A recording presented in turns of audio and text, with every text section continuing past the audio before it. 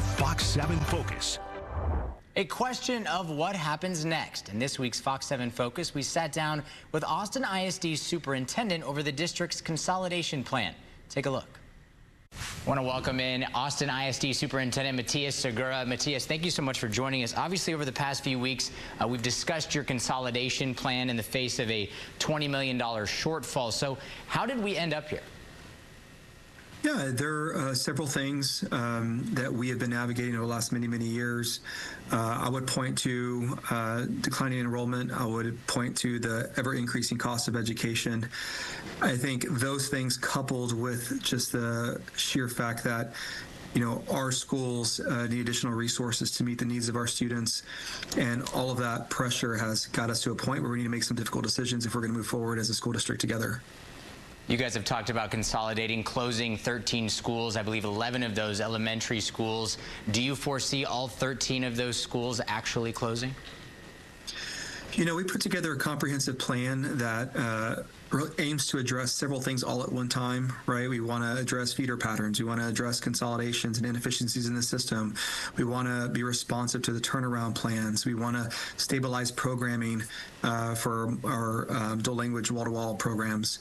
And we also want to address transfers and transfer policies that have been kind of inconsistent and confusing and really, moving students in the wrong direction within our system. So I don't know where we'll end up. I do intend to have one plan for our trustees to consider.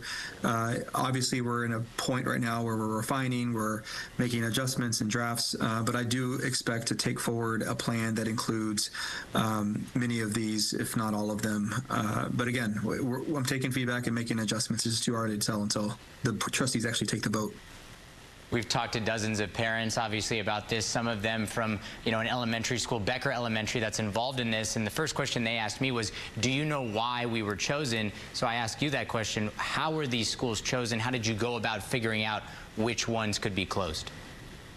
Yeah, it came down to, we went through a process. We were very clear back in February of this year that we were going to go through a comprehensive process. We were going to lean into the data to start it, but ultimately we recognized that every school community, all the kind of dynamics of programming, student movement have to be considered before you make a final recommendation. And so we had an initial list of schools where we had misalignments.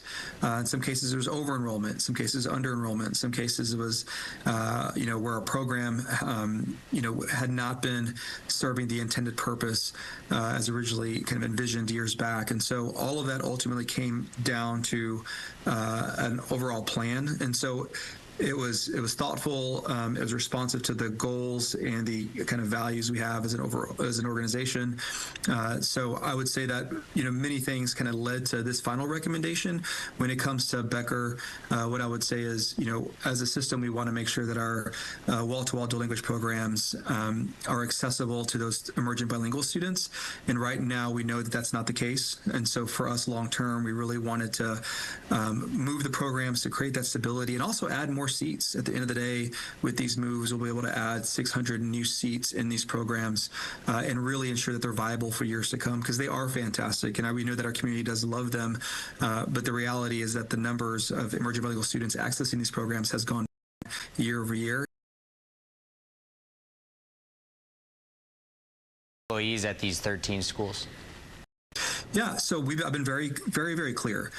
We are not breaking contracts. We are not in a RIF. We are not terminating employees. We are doing the opposite. Our values here in Austin ISD are that we're going to support our staff through any transition. Given our size, we have some flexibility. We hire about 500 to 700 teachers every single year. And so what we're going to do is go through a process. Each move, whether it's a program move, a consolidation, or a turnaround plan, will have its own staffing plan associated with it. We'll release surveys to our staff so they can share with us what they would like to see happen, and then we will match them with the plan that makes the most sense. If you have a certain number of years of experience, perhaps you have a certain certification, we'll go through that process. We're holding any new hires. We're not hiring anybody external until we go through our own internal matching process.